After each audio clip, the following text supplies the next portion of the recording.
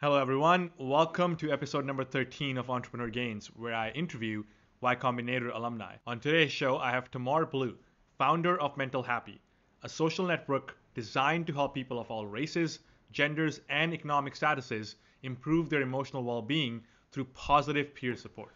Mental Happy used an equity crowdfunding campaign, kind of like Kickstarter but for startups, to raise investment to empower women and minorities to invest. In this episode, we talk a lot about mental health, and Tamar was gracious to give 1 month free of their peer support app to the listeners of this episode. You can use the code Entrepreneur Gains to try it out. I hope you guys enjoyed this episode, and any feedback or constructive criticism is greatly appreciated. You can reach out to me on entrepreneurgains.com. Cheers. Hey, Tamar, welcome to the show. Hi, thank you so much for having me. Before we get into like questions and learn more about your story, I would love to know what about what is mental happy and how does the platform work and stuff like that. Yeah, thank you so much. So, Mental Happy is a social network that allows individuals of any race or background to find positive peer support based on any type of particular life experience that they are having at the time. So, maybe they're experiencing emotional decline because they've lost a loved one, maybe they're going through an injury. Perhaps they're taking care of someone who's sick and that's causing them some stress. They're able to find a community of people who understand and can share and provide valuable information without being trolled online. Perfect. Any numbers you're willing to share?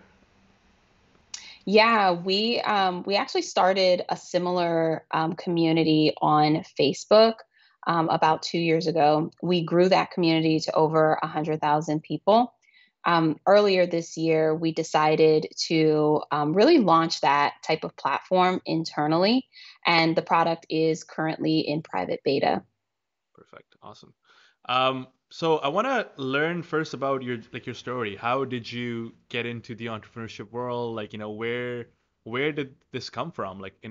Starting because obviously I know that before, like right now, Mental Happy is like a social media platform. Before it was something else, right? So you pivoted, and so was this your first startup? And like how did this whole thing come about?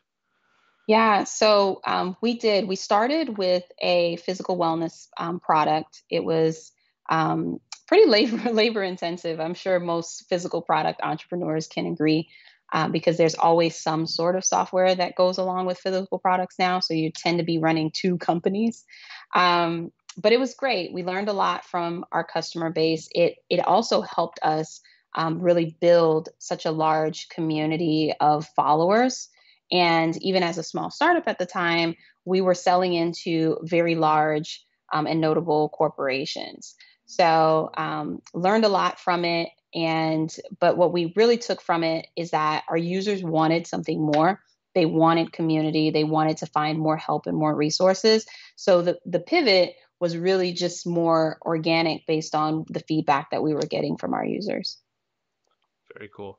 And so, like you said, like when you started, like what did it come from, like something you faced yourself, or like what, like, how did the idea came about, I guess. Yeah, originally Mental Happy was based on my own life events. I most like most entrepreneurs, you struggle with like anxiety and just kind of overworking, not really taking care of yourself. And on the physical wellness kit product, it was just um, self-care things that I was doing for myself. So learning how to journal, learning how to talk to yourself positively, not out loud, but just your innermost thoughts.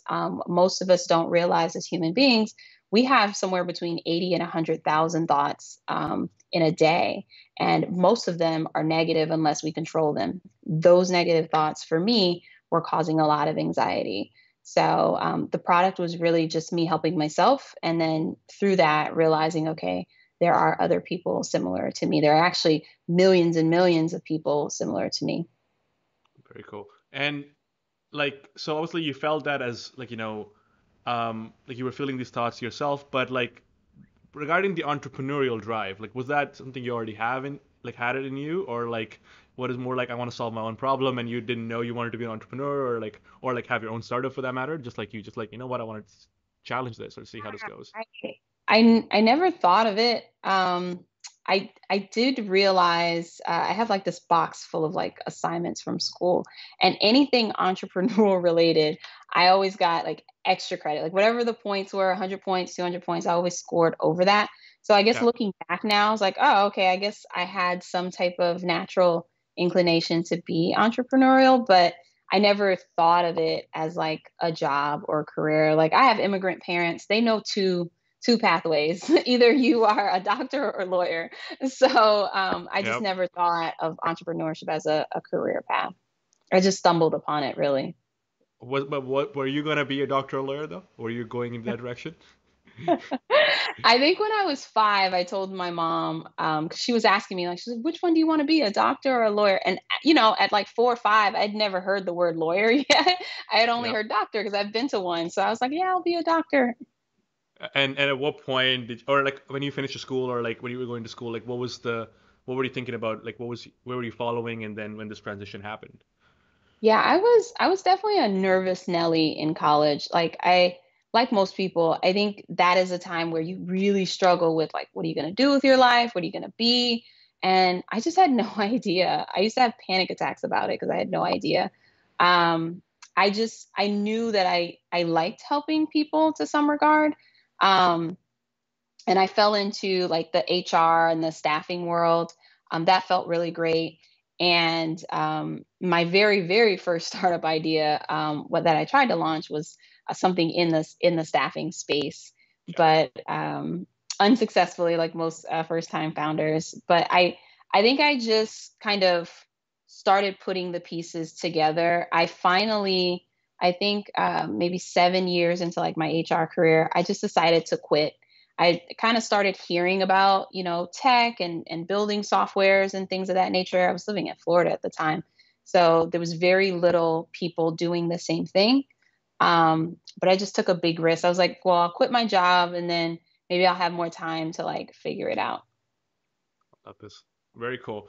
Um, it's crazy you say that because like even like like for me as well, because I have immigrant parents, and I was given, in my mind was all about doctor or engineer, Mhm. and then you've been just like given that all your life, and you're hearing that, and then you don't think about other, until like you actually go in the workspace. Or like for me, it was like when I actually did an engineering job, and I'm like, I just don't want to be here. What is this?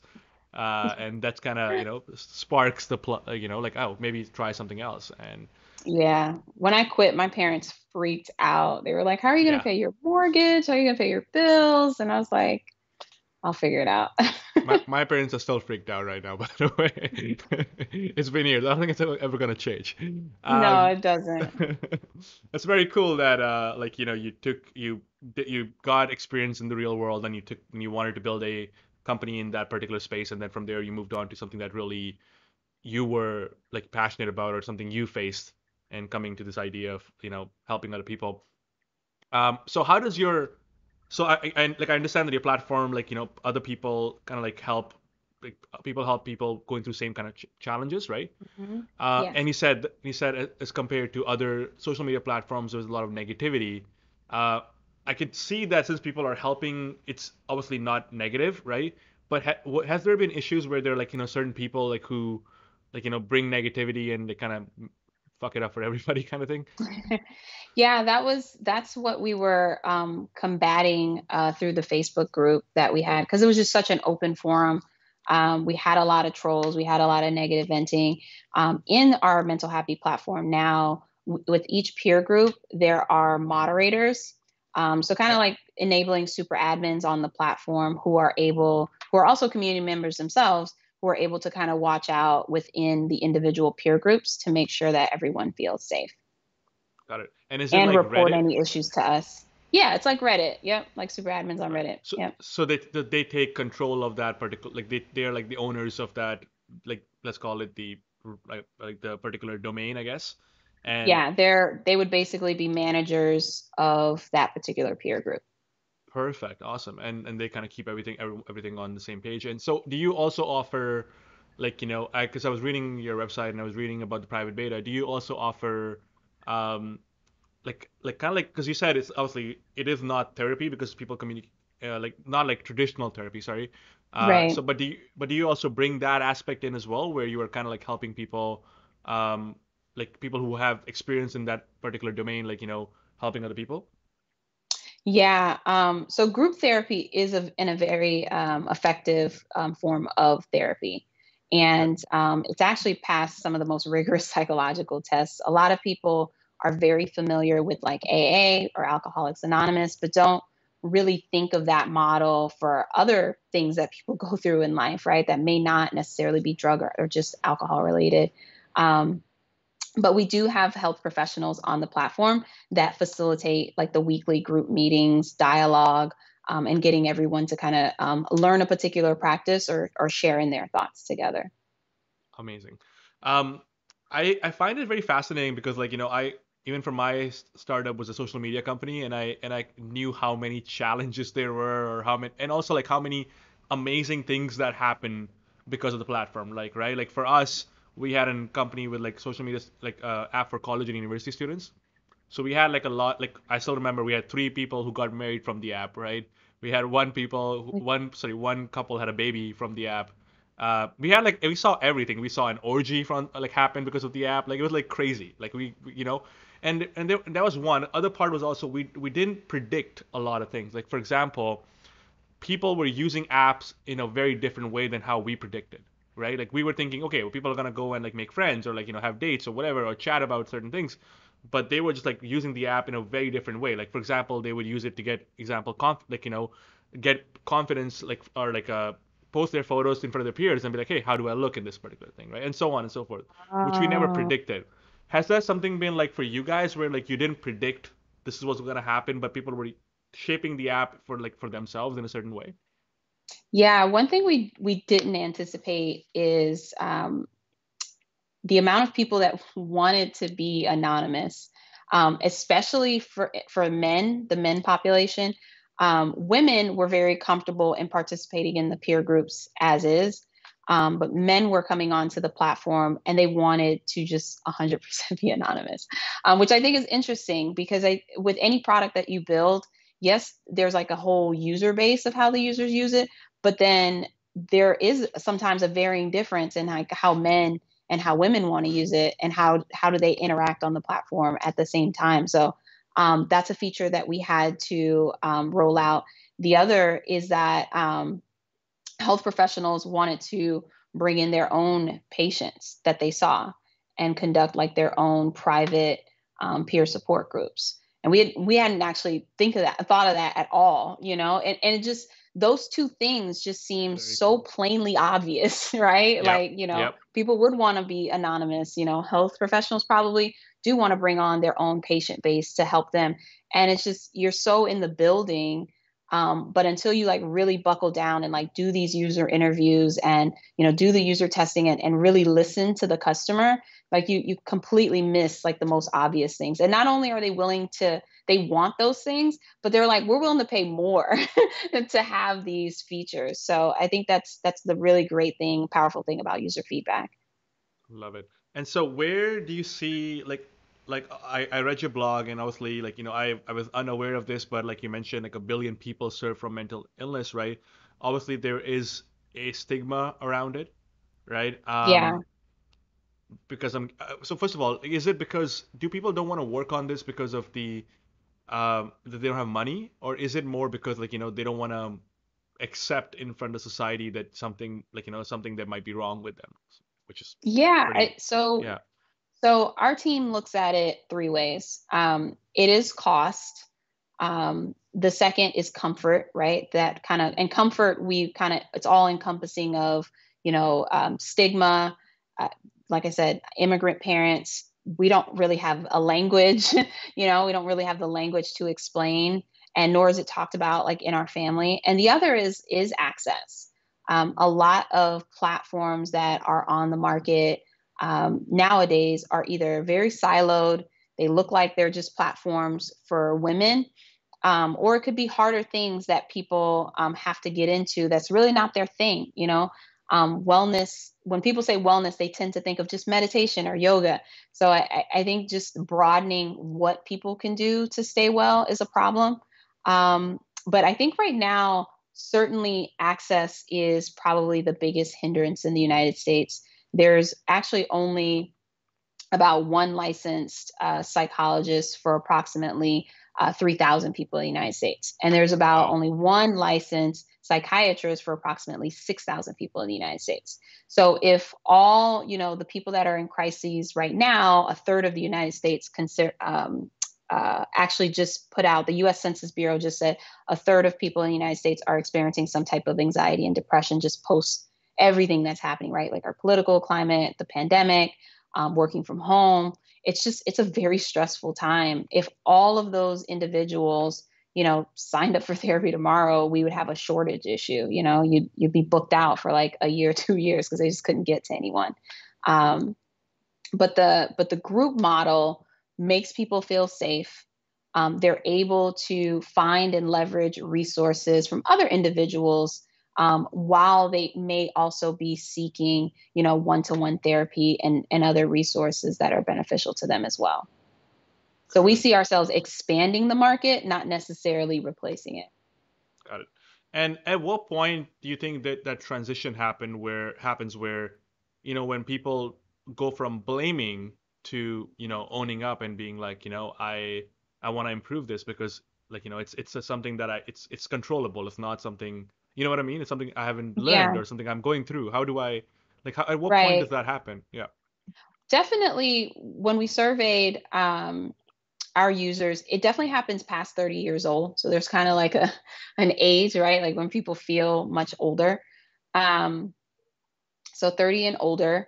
And it typically is triggered, that we found when people who come to us by a life event, like maybe, you lost your job, maybe you're now, facing an illness. And it just, things that happen to you in terms of life events cause you to kind of reevaluate a lot of other things.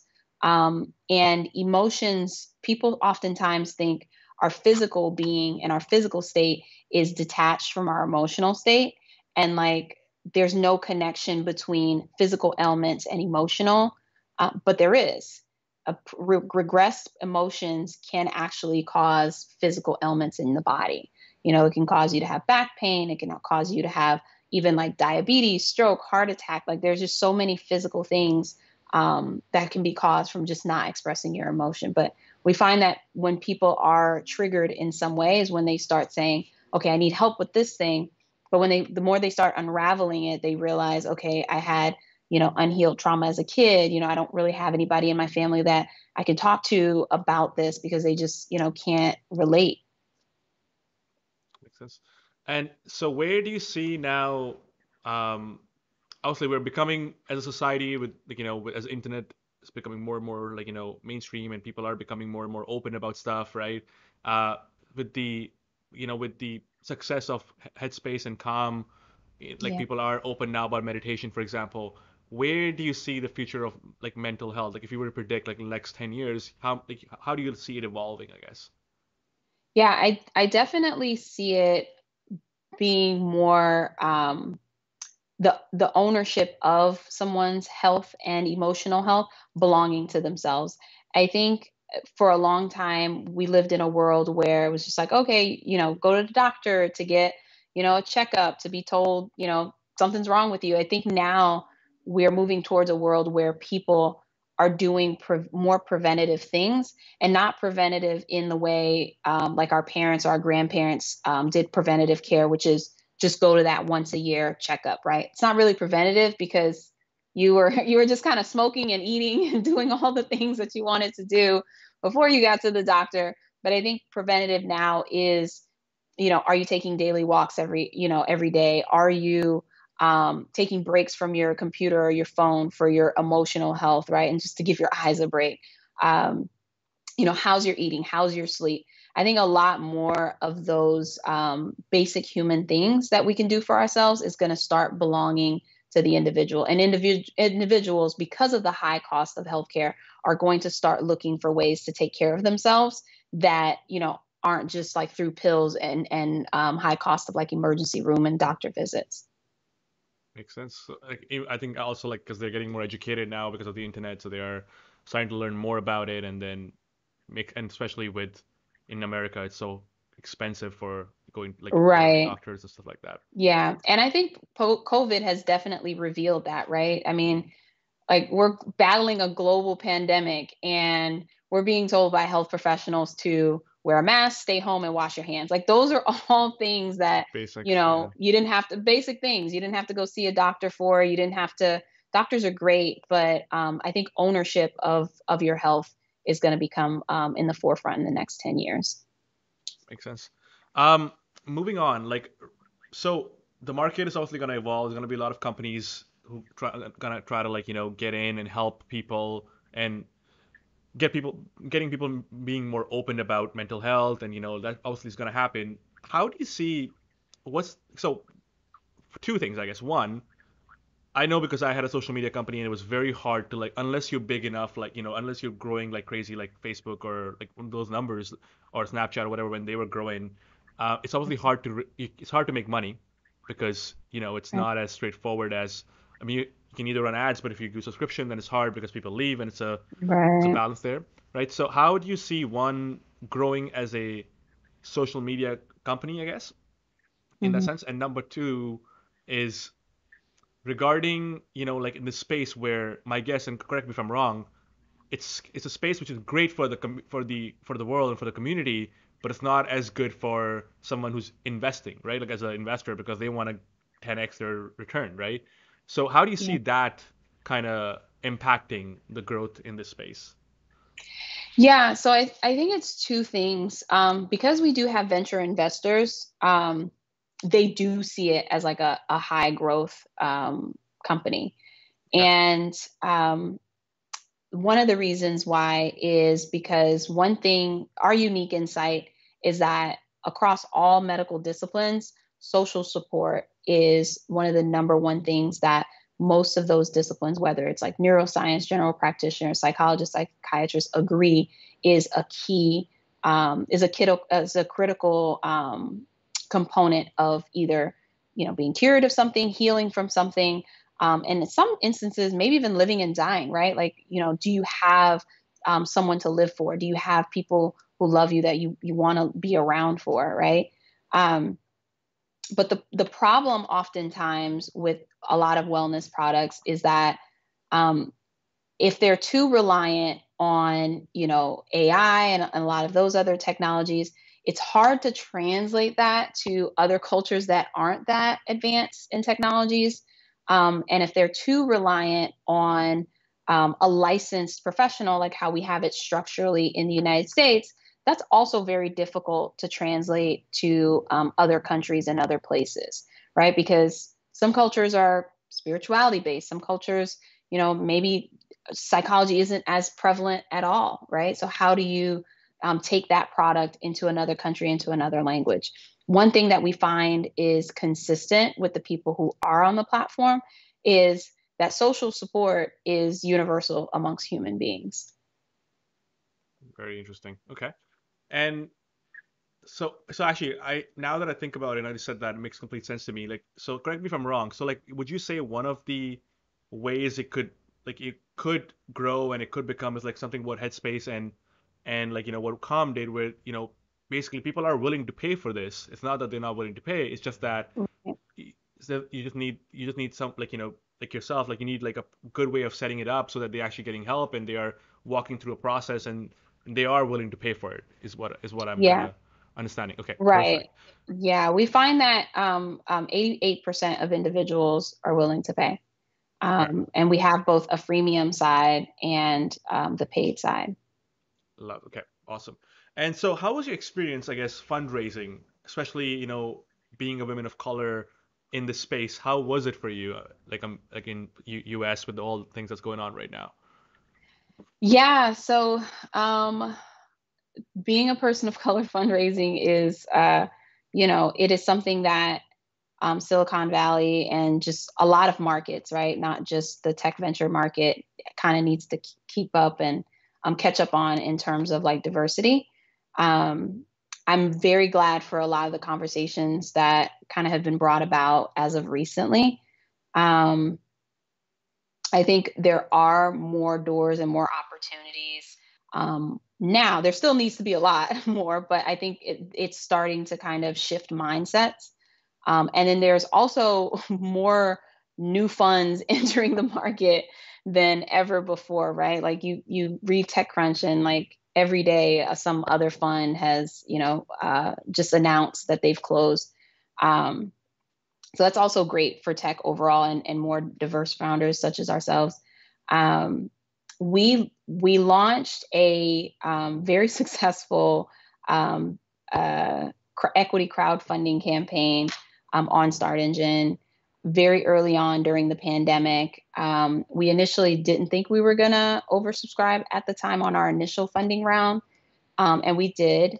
And that was just because there was just so much uncertainty in the market. Like we had this great beta that we ran, and we wanted to take what we learned in beta and kind of build our own functioning prototype.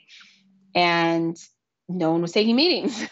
It was kind of like a ghost town for a little while, and everyone was confused.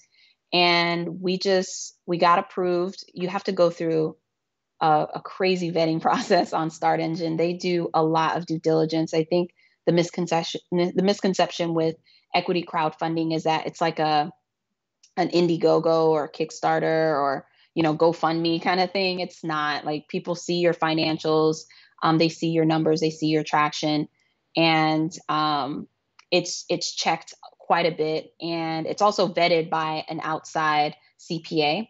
So all the financials you submit aren't even only solely approved by your CPA. Like they have it double checked by an external one. So it's pretty invasive. It's pretty involving. And when we launched, it was great that there were just so many strangers on the internet who found value in what we were doing and wanted to support it early and wanted to be members early. So that was very helpful.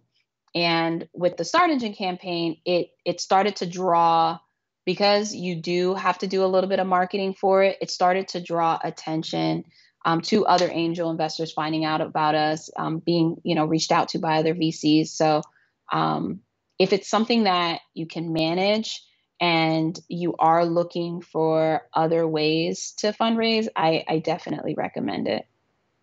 Very interesting. And so I said it was experience to like figure out everything and first of all, how is it different in that sense from like something like a physical product like Kickstarter as compared to like you said, where you have to show your financials, you have to get an outside external CPA involved. Like, how do you have to go through all the process? Like, does it take a long time to learn that? And how does that? Yeah, their team is really great in kind of like walking you through it, but there's definitely a lot of research and learning that you have to do. And because the equity crowdfunding space is ever changing, because it's relatively new, right, compared to traditional tech venture, and even that has changed quite a bit in the last few years. But you definitely have to do some research and reading to understand, what you're offering up to individuals, what their expectations are of you, and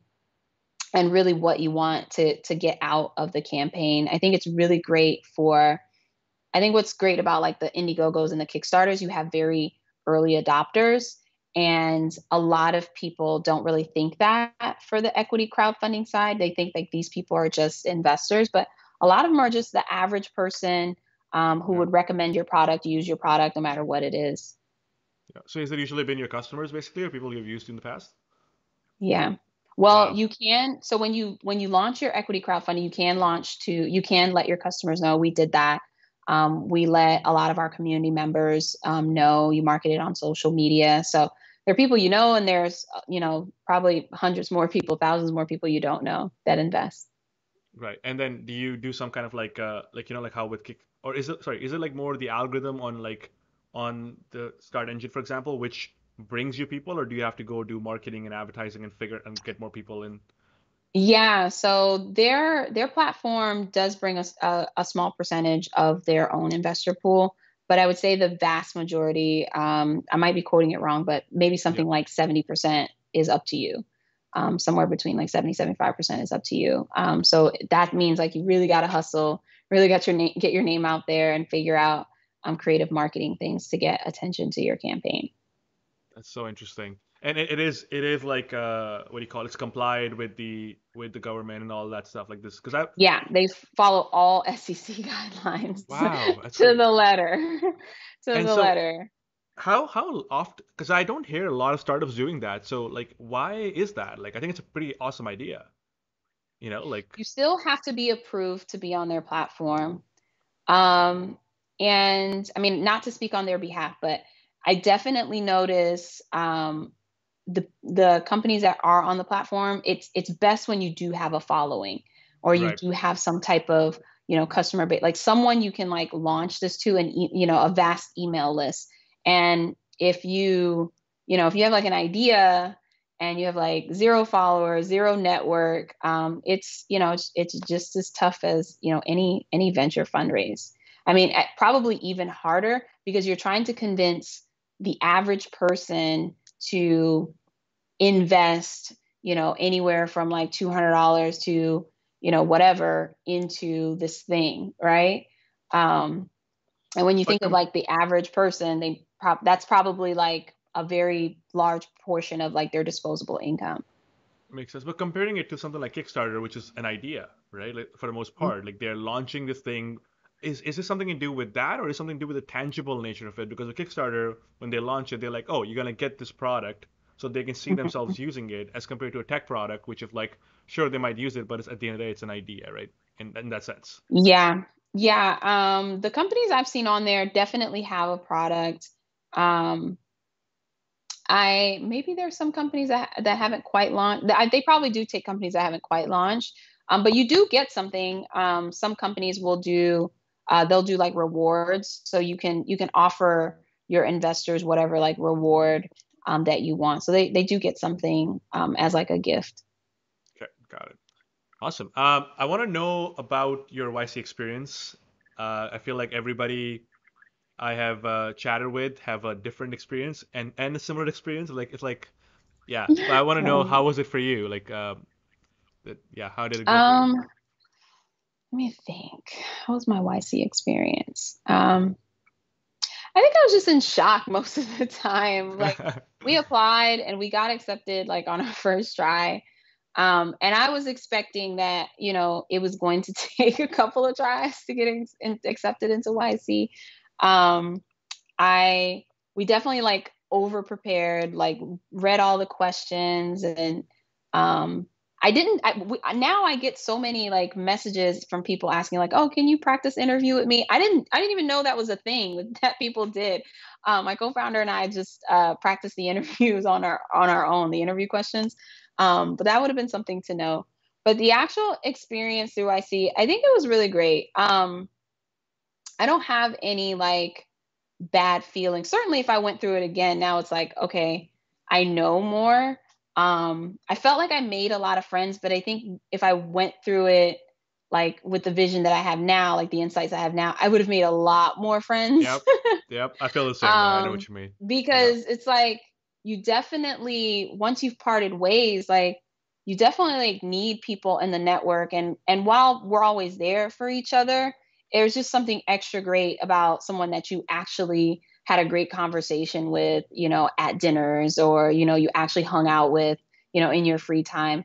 Because even the dozen or so, 2 dozen or so relationships that I can think of that have been very valuable to me, and we still connect and have fun together.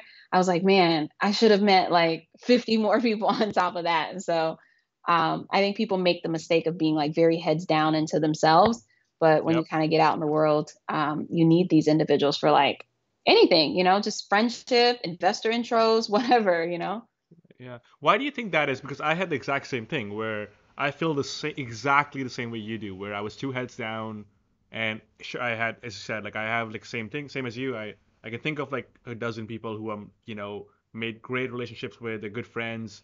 Every time I chat with them, I love learning about what they're doing, and it's so cool. Right. But I wish if I could go back, I would like spend way more time on that and like make more meaningful relationships. So why do you think that is? Like why are we so heads down in those 3 months? Um, so the last day of YC, I think it was Aaron who said, can't can't remember if it was Aaron or Dalton. Anyway, it doesn't matter. The last day of YC, the talk was based on like, you have to like realize that your startup is like a journey, right? Like you're going to be in this thing for a while, like 8 to 12, maybe 15 years, for a while. And I think at the time, because there's so much pressure, like, like the street name for YC is like, it's the Harvard of accelerators, right? It's a lot of pressure being there, and everybody wants to be like the top companies, right? Of YC. So I think like once you're there, you're just like, you have like this imposter syndrome of like, I'm not supposed to be here, like for me, I'm just like, there aren't very many women here, there aren't very many people of color here. Like, how did I get into this place? Like, you have like all these thoughts that's like telling you you're not good enough to be there. And everyone's brilliant. Like every single Yeah. person you meet is like absolutely brilliant. I think we just don't think of it at the time of, you're going to be doing this long after YC, right? And Yeah. long after YC, what's going to matter, the 4 or 5 years in are the relationships, the people, right? Yep. In their next careers and something that they do, rounds that they raise, help you raise your rounds. Just where you are in your startup journey gives you, where they are in their startup journey gives you feedback for where you are in your startup journey. So I think we just don't value it at the time because we're in this like, mentally, we're like in this pressure cooker. I love that. It's funny that you say that. I had the similar conversation with, in like one of the previous episodes with Jesper. He's founder of Soundbox. He was like in my batch, and we were chatting about it, and he was like, yeah, I went the first day I got in. I went to talk to this one guy first, like, and he was building. I don't remember which first company he talked to, but they were building something crazy, like, I think it was like this. The trucks, like AI trucks, where the trucks like drive, like autonomous trucks that drive themselves, kind of thing. Oh yeah. Then like I went to the next guy, and they were building the supersonic, the boom airplanes. And he's like, I was thinking about it. What am I doing? Building speakers for party people, for I people for can partying. relate to that. Yeah, Yeah, we were building, we had a wellness box company, and then you've yeah, got like in my batch it was like people, lifting things out into space and rockets and stuff like yeah, that, and curing breast cancer, with home detectable devices. And I'm just like, how did I sneak in here? yeah. I know. Yeah, yeah. We felt the Yeah, same so way. yeah, everybody does that comparing, Yeah, thing, and it doesn't matter. Like everyone had like a history of who they were before that, right? And their yeah, problems in their journey and how their company evolves. Everyone's company has evolved since. yeah. Makes sense. Very cool. I sort of last question for you. So this is basically I want to know about how you guys grow. Like how do you raise awareness? And is there a shift? So, for example, when someone comes to your platform first, like it's like a chance that it's like going to the AA basically, right? They're taking a chance, but I'm sure it's like they're not like they probably haven't had that aha moment where they're fully in, right? So Mhm. how does that happen? Like what happens? Does retention is like does it stay or do people leave or like how do you combat that? Yeah, yeah. So that's something we think about all the time is how do we continuously add, long-term lifetime value to our users and our members. We look at ourselves as a preventative healthcare company. We start with the mind, right? Because our thesis, Amy, our psychologist, is that the mind really does lead the body in a lot of ways. Um, and even though someone comes and they may feel like cured or healed, or they feel like they're in a place where they're okay with the initial problem that they came in with, we have just a dozen more helpful resources for living well, staying healthy. And those are also things that require compliance, right? Because you may have come in because you were, maybe going through a divorce, but now you feel a bit better about your situation, but now maybe you want to lose weight or you want to get better sleep. So there's always something to improve in your human experience. And that's something that, we focus on a lot. And how do we continuously provide, those resources that people want to stay on the platform and continue to work on their health? And how do we reward them for doing that? And how do you usually get people to like find out about you guys? Like what kind of channels are you guys using? So, so word of mouth, we've been really lucky on network effects for a very long time. We were very lucky on word of mouth and our network effects in our physical product, and pretty much the same for on this digital platform side. We had a successful community through Facebook and social media. We really leverage content a lot. We do these things called member stories where we feature just kind of like the winning story, right? Like maybe someone felt like an underdog, maybe they felt like they were like failing or losing in some regard in something that they were going through, but what's their inspirational overcoming story? And those bring a lot of users. And what are some of the groups they found helpful? What are some of the resources on the platform that they found helpful? Amazing. Because I kind of think of it as, this great copywriter, one of the best. It's old, like his name was Eugene Schwartz, and he wrote these things where he calls it like market awareness, where he talks about like users and like different, depending on where they are, and like he kind of talks about like how one is like someone who already knows, you know, they're like, let's say, product aware, or like, or like a problem aware, and there's one solution aware, and there's one market which is unaware. So I think about it in the sense that, there's probably some people who are completely unaware that they have this issue. Some people are aware, but they don't want to, they're scared of whatever, like, and they don't want to embrace it or whatever. And then some person who might be aware but are not, um, what do you call it, don't know what solutions exist or whatever, right? And the Right. last one would be they might be aware and they know solutions exist, but they don't have time or some kind of or money or whatever it might be. So I wonder, like, if like you connect with them on a different, like, on the awareness level of where they are, and which is kind of interesting, where how big the market could be, like. Right. Yeah. Content really helps us do that. And going back to the unique way that you didn't think people would use the site. I think I didn't anticipate people wanting to gift a subscription to someone else. Wow. And it's funny, and I should have thought of that, right? Because people were gifting the wellness kit to other individuals. And it fits in that market that you were talking about, right? People know they're self-aware that they have an issue, and they've maybe expressed to someone that they had an issue, but they didn't know what solutions exist. But because the other person knows that the solution exists, they wanted to pass it on. Help. Um, Yeah. yeah, to help in some regard. Or the person may not be self-aware, but that friend or loved one recognizes there's an issue, and then they want to gift the platform the subscription anonymously.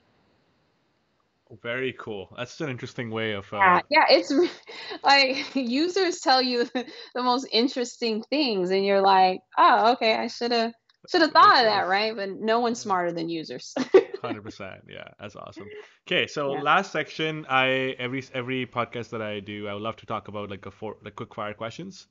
So Mhm. we'll do that. So one, two sentences. So number one is one unconventional, thinking outside the box kind of thing you guys did in your business. One unconventional thinking outside of our business. Could be in anything. Could be growth. Could be, building. Could be anything you can think of. Whew, that kind of caught me off guard. I feel like there's just such a tech playbook, unconventional thing outside of our business. I don't know that we do anything super unconventional. Okay, next one. I have to think of that one. Okay. I think the what you said is pretty unconventional. Like the way of like uh, trying to get people who will get their family or like sorry, family members or Yeah. friends. Like I wouldn't have thought about that. That's pretty. If like, I mean, figuring that out and then doing marketing or like some kind of campaign over there, that probably is pretty unconventional. Yeah, That's a because different way of. yeah, you just never think about gifting a SaaS platform, right? Like you never think, I've never been gifted a digital SaaS anything. Yeah, So yeah, I'd never thought of that. I thought that was very interesting that they'd want to do that. do that. Yeah, cool. Advice for someone applying to YC. Advice for somebody applying to YC. You know, so 100% have someone who has gotten accepted review your application and help you edit it. I And never even know if that's like against the rules or not, but definitely have someone like help you. I mean, and not edit it in a way like you're making up numbers or anything like Yeah, that, but just, structurally, because I think what I see is like a lot of people, their words are there, but it's very hard to read. makes sense. So making it more succinct, basically. Uh, Right. how do people actually find that? Find like just reaching out, you mean, or like, do you think is a better way to do that? Yeah, YC every year posts a list, right, through TechCrunch of who the companies are. Pick something that interests you, maybe similar to you, um, or just, reach out to a bunch of people and see who answers because everybody's I love, busy. You yeah, might not get any answers with just a couple of reach outs, or outreaches. So yeah, just, maybe spray and pray it. yeah, basically hustle. You will get if you Yeah, reach out to 50, hustle. 50 companies, one person would Yeah. respond. Makes sense. Somebody's gonna Uh, have an open heart. 100%. Advice for someone starting their first startup. um, you just have to move, even if it's in the wrong direction, even if you're not even sure what the direction is. Like you just have to do something, and to keep connecting the dots to like the next thing, the next person, the next intro, the next lead, the next opportunity. But I think if you're just stuck in like overthinking it, you'll never get it done. Yeah, I guess momentum is the key. Yeah, makes complete sense. Yeah, Yeah, awesome. Last question. I know I can feel that you don't like these ones, but but this is the last one. these are If there good was only questions. if there was only one thing that people could take away, something that has helped you in your life a lot, what would that be? Like any kind of characteristic, any kind of something you did, any kind of approach, anything, something people can take away from you. Yeah, so two things. I'm a big meditator. And I get that a lot of people say like meditation's not for me, it's hard. What I find that's very common in meditation is like it sparks joy for me, and it helps me create space for myself in the morning before I like read email, social media, and just like all this craziness. So I would say do something that is like solely for you in the mornings, 20 minutes, an hour, whatever. Um, if you start the day happy, no matter what the day throws at you, you can pretty much hang on to at least half of that happiness by the end of the day, right? And then the second piece of advice I would say is that you're going to get a lot of advice in life, just a lot. And even the most brilliant people that you get advice from can be wrong. They're not living your experience. They're just giving you advice from their experience. So I would think at the end of the day, try to find a way to see how that advice sits with you. Should you accept Yeah. it? Should you not accept it? Yeah, I actually want to add on to this point because it's such an awesome point. I think not even that they might be wrong, but also they might be their personal goals might be different than yours. So that advice might be correct for what they're trying to achieve, but may not be correct, aligned with what you want to do, basically. Exactly. Yeah. So definitely understand that you are your best consultant. Love it. Okay, I actually have a follow-up question before we end this, and the meditation thing Okay. you talked about. So Okay. I know that a lot of like as you said, a lot of people give up on meditation early, or um, they say I don't see the value in it. Like at what point? I'm guessing when you started meditation, there was probably the first few days you didn't see that kind of impact right away. There was probably a transition point, right, where you're like, oh, like this is kind of it's like actually helping. Like how many days or weeks or months or whatever you would think, again, not specific, but an average number, do you think that you start feeling it? Oh, I can feel the difference. Yeah. So I'm a little different. I feel like I've been meditating since I was like 13. Okay. Um, and I did it in the form of like journaling a lot when I was younger. But the true kind of sitting with yourself and observing your thoughts as they come, I think people try to like stop their thoughts. I think that's pretty advanced stuff. And you don't want to stop your thoughts because, you're supposed to have thoughts all day long.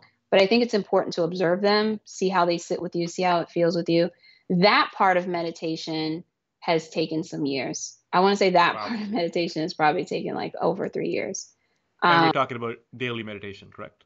yeah, Wow. Okay. yeah, yeah. And I mean, it's just because the thoughts that come up are uncomfortable. They're scary. You realize you don't like this person, you don't like this about yourself, Yeah. you're still mad at your dad about that, you can't stand your sister for this. It's just like all of this life stuff comes up. Like maybe I'm not good enough, maybe my startup isn't going to succeed. And it's just like, how do you get to a place where you're able to like observe these thoughts and realize, they don't have to control you. Like it's okay for them to come. And I think people are very nervous about these thoughts like arising because they don't want to be in that place of feeling, but it's just like letting them come up and then like letting them go away and finding other ways to replace those thoughts.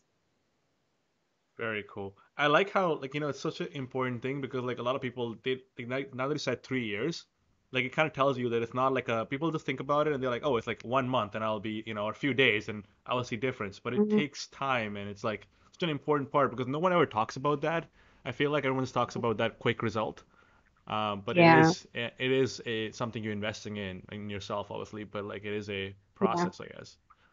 Yeah, and taking a step back, and even if you can't sit quietly in a corner, maybe you're a busy person. We all now work from home. There's like I'm surprised my husband hasn't walked by here. It's just like we have things going on in our workspace more than we ever had before. Kids. Yeah. So I think finding other ways, maybe if it's like 5 minutes in the shower, just being mindful that, you're in the shower and just being present in the shower instead of thinking about work and all the other things that you have to do. Maybe it's a short walk. Like I literally used to do a short walk around the block and then bounce a rock back and forth in my hands just so I can be present in that and not have my thoughts like all over the place. Um, Maybe it's reading, maybe it's journaling, maybe it's singing your favorite song, maybe it's watching Rick and Morty. That's me. But whatever it is that kind of sparks a little bit of joy for you and has you kind of, calm for a minute, then you can start kind of getting into that like sitting with yourself and emotion. Distraction's not a bad thing. Like you can leverage distraction to be very helpful and soothing for you. That was great. Let's end on that happy note. Thank you Yeah. so much for coming. It was really great. Yeah, thank you. Thank you for having me.